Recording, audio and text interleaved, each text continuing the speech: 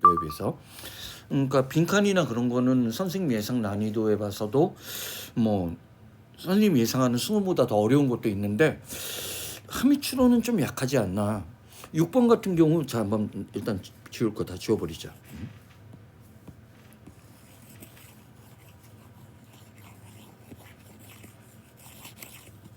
자 어떤 롤러 자 일단 들어가 보자고. 글은 재밌었어. 글은 재밌었는데 봐봐. 프로세스 국가가 형성되는 과정. 참고로 알아야 되는 것은 뭐냐면 유럽은 사실은 국가가 없었어. 그러니까 아시아 국가들하고 달라. 아시아 국가도 다르게 민족 국가가 형성되다 봐야 뭐 빠른 나라들이 15, 16세기, 17, 18세기 막 그런단 말이야. 그러니까 자 국가의 형성 과정 그리고 정부가 중앙 집권화되는 거야. 언제? 자 근대 초기의 유럽에서 국가가 형성되고 정부가 중앙 집권적인 어떤 힘을 발휘하는 것은 뭐랑 결부되어 있었냐면 인발부는 이런 식으로 개념 정의할 때 실제로 많이 써. 뭐랑 관련이 있는 거냐면 점점 더 뭐를 사용했냐면 increasing amount information 정보의 사용량이 증가한 것과 관련이 있다는 거야. 사실 이건 역사적 사실이라기보다도 정보화 사회, 정보화 국가 뭐 그런 얘기하면서 이렇게 역사가 재해석되는 건데 그러면서 역사학자들은 항상 노트는 주목하다는 뜻이야. 거의 대부분 필기하다는 뜻은 거의 안 나와. 역사학자들은 어떤 사실에 주목을 했냐면 증가를 했대. 자, 이른바 캐나다 사회학자 도로시가 얘기했던 자 textual mediated form of ruling. 자, 여기서 요 단어의 어근을 알아야 돼.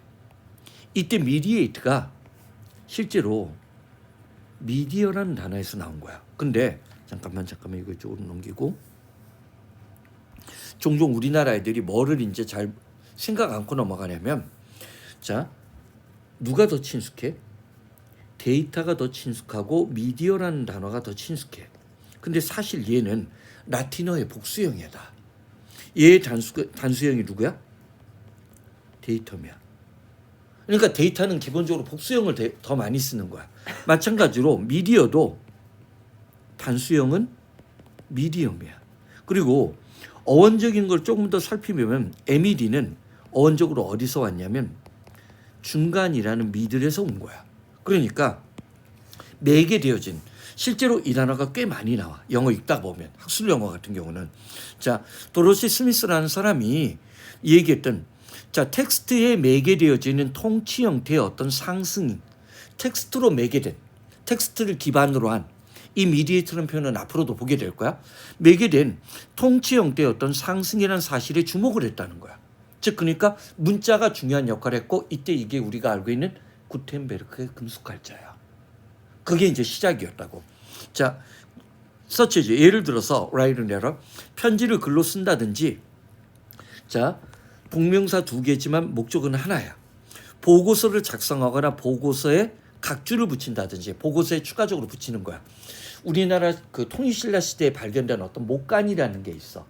목간을 보면 그게 이제 한문을 썼는데 거기 이두가 있어. 이두 문자라는 걸 들어본 적 있을 거야. 이 한자를 우리말로 어떻게 읽어야 될지에 대한 소리에 관한 기록이 있어. 그러니까 이게 사실은 그러면 밑에다 뭘 설명을 추가적으로 붙인 거야. 그러니까 사실 어떤 망할 미친놈의 새끼가 그 하나가 그 뭐지 원인천강지곡이 아니라 뭐지 한글 훈민정음 해례본 원본을 갖고 있는데 지금도 국가에게 기증하지 않고 이게 지금 소실되거나 탔을 가능성이 있는데 그 원본이 왜 중요하냐면 한자 밑에 우리 음이 기록된 게 진짜 원본이면 글자가 쓴 게 아니라 뭐라고 할까 눌러 쓴 게 흔적이 있어. 이게 훈민정음 해례본이 여러 본이 있지만 상주본이라고 이게 불려지는 거 있는데 그 망할 놈의 새끼가 그걸 지금 국가에게 지금도 뭐 돈을 1,000억 달라고 한대나 뭐 그런 얘기해. 근데 그게 지가 원래 주인도 아니야. 응? 우연찮게 이제 고물상하고 거래되는 과정 속에서 자기 거가 됐는데 국어학자들에게는 그게 진짜 필요한 거야.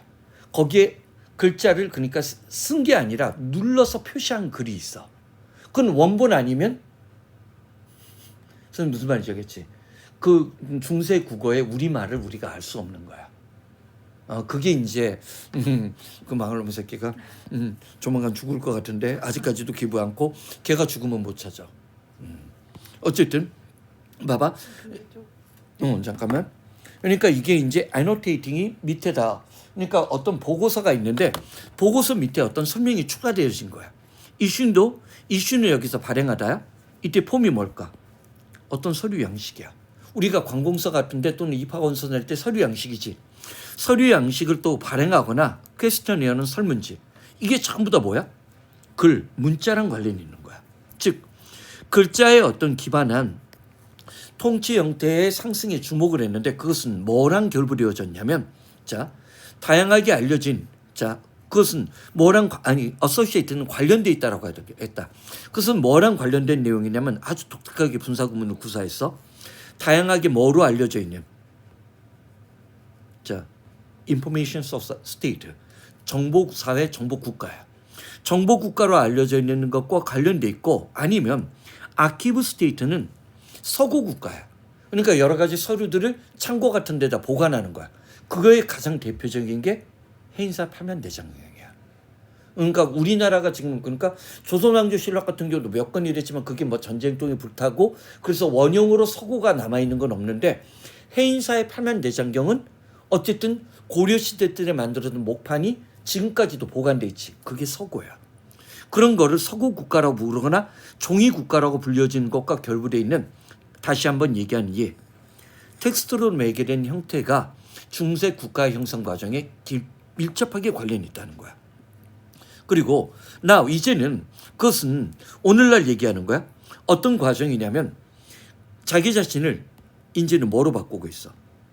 정보화 사회, 정보화 국가, 서구 국가 또는 아까 종이 국가라고 불려진 서양에서의 어떤 근대 국가의 출현 과정이 이제는 디지털 국가로 그들 스스로를 변화하는 발전 과정에 머무르고 있다는 얘기지.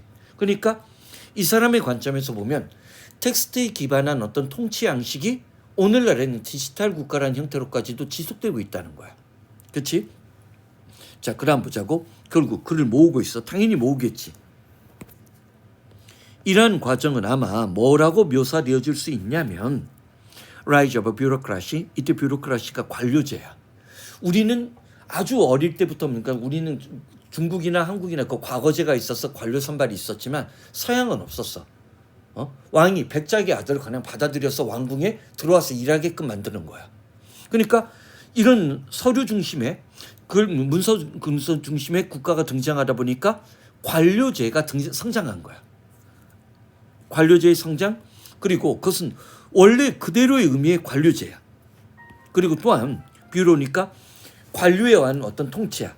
관료에 의한 통치인데 이거는 이때는 이제 진짜 귀족의 아들이기 때문에 왕궁에서 일하는 게 아니라 진짜 뭐야? 관료제적인 선발을 통해서 관료의 어떤 부서 그리고 이때 오피스라는 단어에 주목하는데 망을